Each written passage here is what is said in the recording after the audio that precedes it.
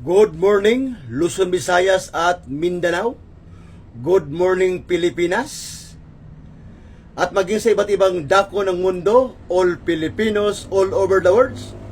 Palagi po kayong mag-ingat dyan at palagi po kayong keep-safe. Magandang umaga, magandang tanghali, magandang hapon, magandang gabi po sa inyong lahat dyan mga mamaser. All Filipinos all over the world. Palagi po kayong mag-ingat at palagi po kayong keep-safe. Iksip sa mga DDS, iksip sa mga didilis. Yan. Si Harry Roque, alam mo Harry Roque? Ha? Ang dami mong daldal, ang dami mong ngak. Talaga ba? Talaga ba Harry Roque? Kapal ang mukha mo. Alam nyo itong bayan, makapal itong mukha na ito eh. Itong wanted na nagtatago sa batas sa Pilipinas, itong si Harry Roque na butanding na itong bakla na budlot ng tiyan. Ha? Ang galing. Ha? Ha? Hindi raw siya nagtatago? Hindi ka nagtatago? Eh, ano tawag mo dyan? Eh, bakit sa ibang bansa ka kung hindi ka nagtatago?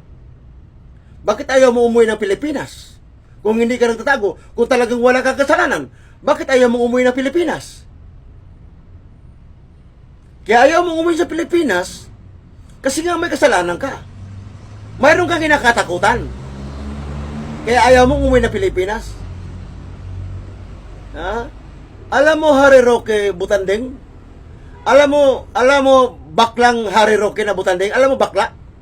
Isa lang masabi ko sa ibading. Harry Roque ng tubol. Isa lang masabi ko sa iyo, kung talagang wala kang kasalanan, umuwi ka ng Pilipinas.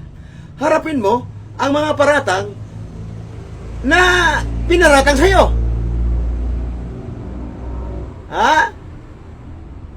Dapat ang galing-galing mo magsalita. Ha? Sinasabihan pa niya si PBBM na mag-resign. Sinasabihan niya pa si PBBM na mag-resign? Ikaw ang mag-resign. Oh.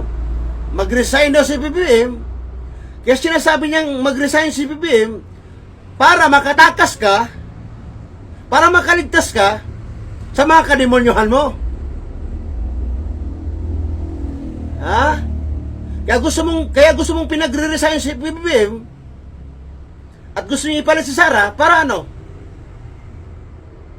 Para matakasan mo, para ma-secure ka, para ma-sip ka sa kawalang hayaan mo, sa katarantaduhan mo. Alam mo, Harry Roque tang tubol na Butanding, abogadong bobo ka, abogadong mangmang ka, abogadong duwag, abogadong sira ang ulo, abogadong madaldal ang bunganga, putang ina mo. Ha? Ang dami mong daldal, ang dami mong ngak-ngak, putang ina mo, Harry Roque tang tubol, putang ina mo, Harry Roque, putang ina mo, abogadong tanga, abogadong bobo, abogadong kawatan, abogadong ano, ang dami kang kasalanan, putang ina mo. Ha? Galing. Pakinggan niyo tong bayan, ang sinasabi ni Harry Roque tungkol kay PBBM. Ito tong bayan, pinagre-resign niya si PBBM. At gusto niya si Sarang ipalit. Pakinggan niyo itong bayan na sinasabi ni Harry Roque. Ito. Ibigay mo na ang presidency kay Bibi Sara. Dahil kung si Bibi Sara ay bubuo ng bagong gabinete, halos sabay lang ang learning curve niyan sa bagong gabinete na iyong ibubuuin. At least, kapag merong bagong presidente, yung taong bayan, magkakasama-sama na muli, lalong-lalo na dahil nga sa ginawa mo kay Tatay Digong na pinapunta mo sa dahig, kinidnap mo. Magsama-sama muli? Ang mga Pilipino, pag si Sara daw magpresidente, magsama-sama muli daw mga Pilipino. O lol! Lokohin mo ang lilang mo, Harry Roque tang tubol na Butanding, lokohin mo ang lilang mo. Ha? Huwag kang magmamalinis at huwag kang manglilang at huwag kang mangloko. Sino naniniwala sa'yo? Ang naniniwala sa iyo, Harry Roque, ay yung kapwa mo DDS, ay yung kapwa mo didilis, yan lang ang naniniwala sa iyo dahil naglulukuhan lang naman kayo. Yan lang ang naniniwala sa'yo. Yung kapwa mo didiis, yung kapwa mo didilis. Kasi nga, naglululukuhan lang kayong mga didiis at didilis. Kasi nga, tinakasan mo ang batas. Nagtatago ka sa batas. Kaya nga pinipilit yung ibagsak si Wim, di ba? Kapal! Magsama-sama daw pag si Sara mag-president. Putang ina nyo! Oh. Magugulat ka kapag ang sambayanan nagkakaisa, magtutulungan yan. Itataas talaga ang antas ng kabuhayan. Dahil alam nila that the success of one is the success of all. Ulul! And the failure of one Ulul! is the failure of all. Pero habang ikaw ay kinasusuklaman, talagang hindi makikipag-isa sa'yo ang taong bayan. So ang solusyon, ibalit ang pagkakaisa, paano? Mag-resign ka. Ibigay mo na kay Sara. Makikita mo. Bubulusong ang Pilipinas. Talagang magkakaroon ng tunay na pagbabago. Tang ina mo? Narinig na ba yan? Ikaw ang Kasuklam-suklam daw. Kinasusuklaman daw si PBBM ng taong bayan. Kinasusuklaman daw si PBBM ng taong bayan.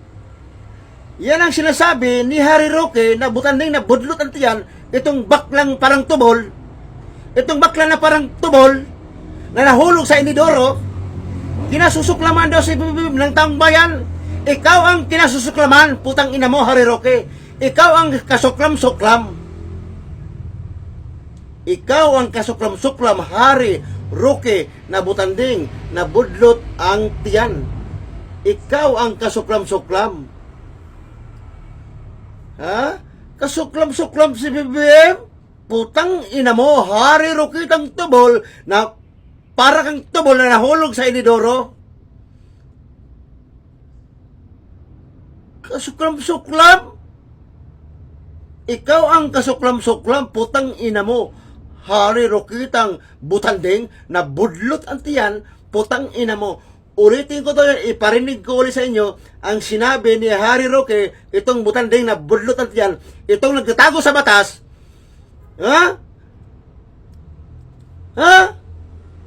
Kapal ng mukha mo. Ang kapal ng pagmumukha mo, Harry Roque tang tubol. Ang kapal ng pagmumukha mo. Putang ina ka. Tama yan. Ikaw ang mag-resign. Ibigay mo na ang presidency kay Bibi Sara. Dahil kung si Bibi Sara ay bubuo ng bagong gabinete, halos sabay lang ang learning curve niyan sa bagong gabinete na iyong ibubuuin. At least, kapag merong bagong presidente, yung taong bayan, magkakasama-sama na muli, lalong-lalo na dahil nga sa ginawa mo kay Tatay Digong na pinapunta mo sa dahig, kinidnap mo. Magugulat ka kapag ang sambayanan nagkakaisa, magtutulungan yan. Itataas talaga ang antas ng kabuhayan dahil alam nila that the success of one is the success of all. And the failure of one is the failure of all. Pero habang ikaw ay kinasusuklaman, talagang hindi makikipag-isa sa'yo ang taong bayan. So ang solusyon, ibalit ang pagkakaisa, paano? Mag-resign ka. Ibigay mo na kay Inday Sara. Makikita mo, bubulusong ang Pilipinas. Talaga magkakaroon ng tunay na pagbabago. Ang galing, no?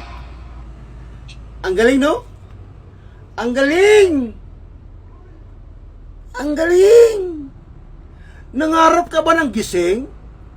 Harry Roque tang tubol na mutanding, nangarap ka ba ng gising? Hibang!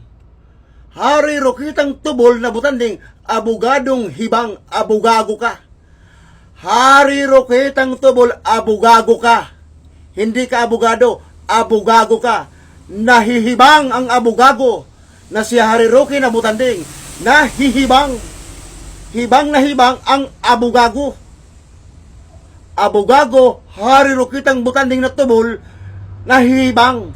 At nangarap ng gising, nangarap ng gising ang abogagong Harry Roque tang tubol na butanding. Nangarap ng gising at nahihibang. Hibang na hibang ang abogago na si Harry Roque tang butanding na budlot ang tiyan. Hibang na hibang ang putang ina mo. Ang galing, oh.